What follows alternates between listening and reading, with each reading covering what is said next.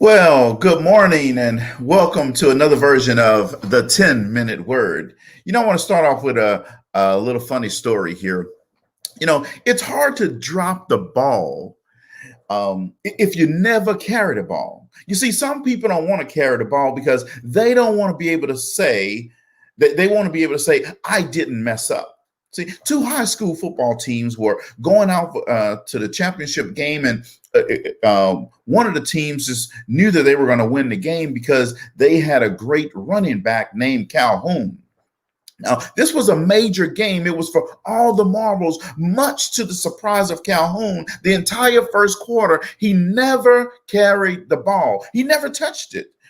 It was a defensive battle all the way. The score was tied 0-0, and by halftime, it was still tied. In fact, the whole conversation at halftime was that Calhoun had never touched the ball.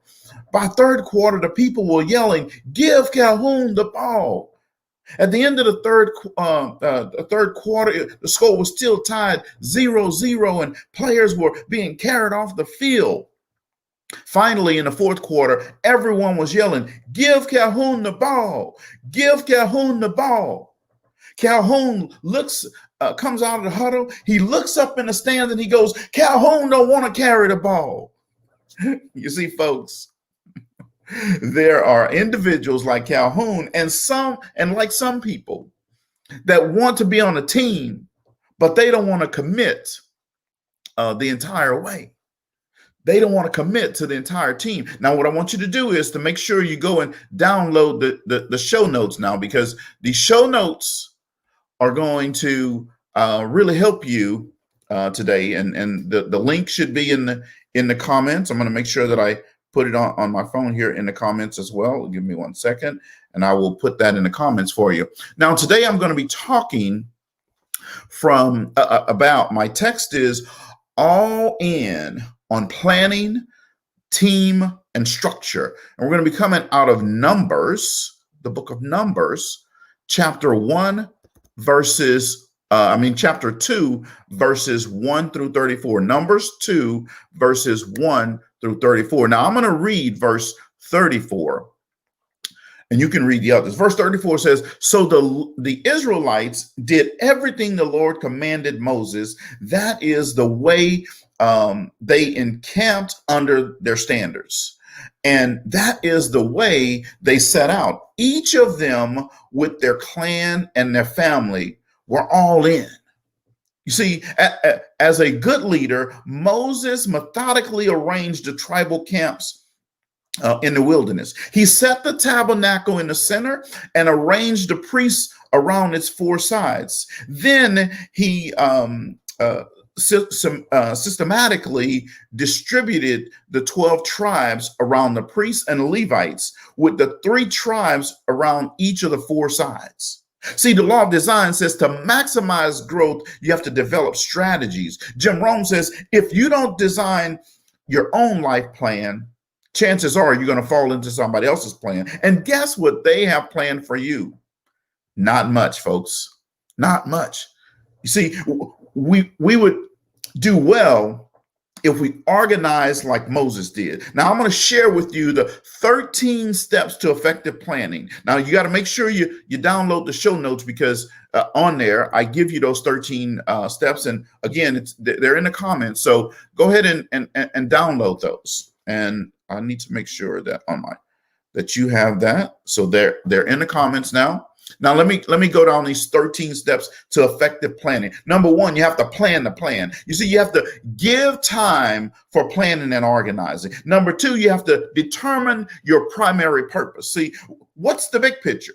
What's your goal? What are you trying to do? You have to understand that at the very beginning. Number 3, you have to assess the situation. You have to understand where you sit before trying to develop a strategy. Number 4, you have to prioritize the need. Make sure that the team agrees on the most important goals. Make sure that your family agrees on the most important goals. Make sure that your team agrees on the most important goals. Number 5, you have to ask the right questions. Ask about the market, the conditions, leadership, revenue, the job, the evaluation.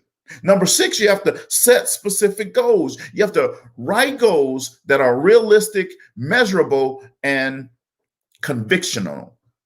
Now, that means you have to be able to be convicted by those goals, right? Number seven, you want to clarify and communicate. See, communication links planning and implementation. Number eight, you need to identify possible obstacles. Mentally walk through all that you're trying to do. You have to be able to visualize it and see it so that you can think through what obstacles are going to come up and how do you overcome those obstacles.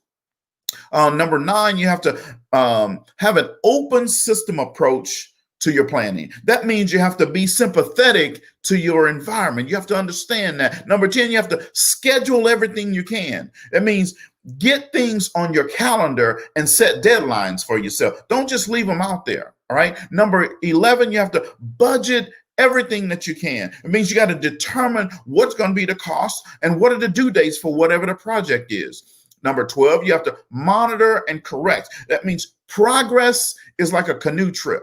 You have to constantly adjust your course. Number 13, you have to study the results. This means you have to evaluate. Evaluation prevents stagnation and exaggeration. You have to evaluate everything that you're going to do.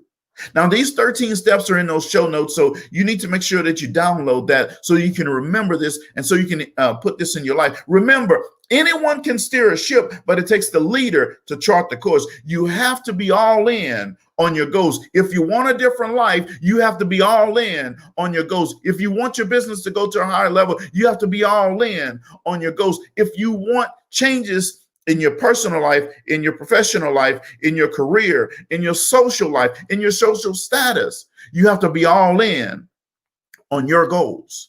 These 13 steps are going to help you. They're just like the 13 steps. It's just like it was actually the steps that Moses used when he was building out the tabernacle and building out these camps for the 12 tribes of Israel. They work, folks. You just have to do it. Now, here's what I want to tell you. You have to be proactive versus being reactive. See, proactive beats reactive every day, all day, and twice on Sunday. Proactive beats reactive. Okay, so are you planning for success? Are you planning, or are you reacting to challenges? Are you planning for success, or are you reacting to challenges? You know, Ralph Della Veglia, who's the former CEO of AT&T, said you need to have an A-N-D mentality rather than an R-O-R mentality. Let me say that again because I need to make sure that you get this. You need to have an and mentality rather than an R mentality. See, if you're teaching people in your family, your friends, your coworkers that they can that they have a choice, that they can do this or they can do that, rather than teaching them that they can do this and they can do that, then you're shortchanging their ability to achieve success. See, you can't have an R mentality if you want quality and quantity in your life. Oh man, let me say that again. You can't have an R-O-R mentality if you want quality and quantity in your life. And see, God doesn't deal in R's, he deals in ands. Get that, folks, right? So you need to have an and mentality rather than an R mentality in your life. See, with prioritization, you can have quality and quantity in your life. You need to have both if you want meaningful success in your life. See, many times we deal with quality issues as a reactive strategy and quantity issues as a proactive strategy, but you should have both quality and quantity in your life. You're already designed like that. He's already said you can have quality and quantity in your life. So you need to have an and mentality and not a R mentality. See, if you want to be successful as a person or as a leader, you must make choices. You must prioritize. You can have both quality and quantity if you choose to. You see, it's just like greatness. See, talent is a gift. We all have talent. We all were born with a specific talent. But greatness, Oh, greatness is a choice. Talent is a gift, but greatness is a choice. See, the law of trade-off says this. It's actually pretty cool. It says you have to give up to go up. Eric Hofer, the author of The True Believer, says people will cling to an unsatisfactory way of life rather than change in order to get something better for the fear of getting something worse. See, the difference between where you are and where you want to be is created by the changes we're willing to make in our lives. So type in the comments goals 2021, GOALS, goals 2021. If you want to be all in on your life, type in the comments goals 2021. If you're ready to go to a higher level, type in goals 2021. If you're ready to have an and mindset in your life. See, we're only 2 weeks away from open registration for the Extraordinary 2021 webinar. You see, the question isn't if 2021 will happen. See, we already know that's going to happen. The question is, will you have an extraordinary 2021? Let me say that again. The question isn't if 2021 will happen. The question is, are you going to have an extraordinary 2021? See, the other question is, are you going to be in the room? Uh-oh.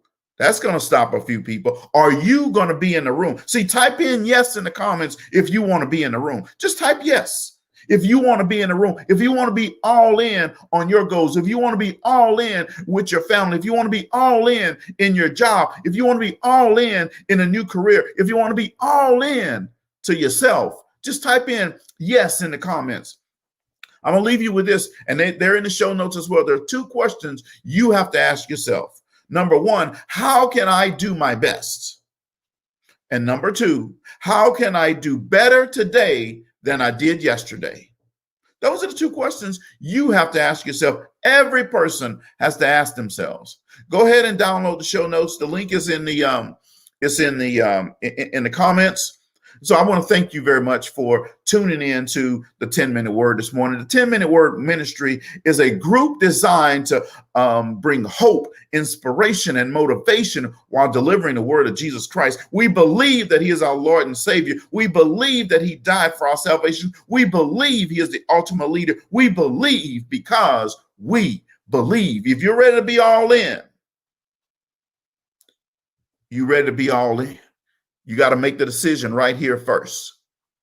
If you're ready to be all in, get all in. Now, I'm going to see you next Sunday for another version of the 10-Minute Word, 9:30 Central Time right here. Share it with a friend. Tell someone. Bring someone with you. Thank you and have a good rest of your day. Bye-bye.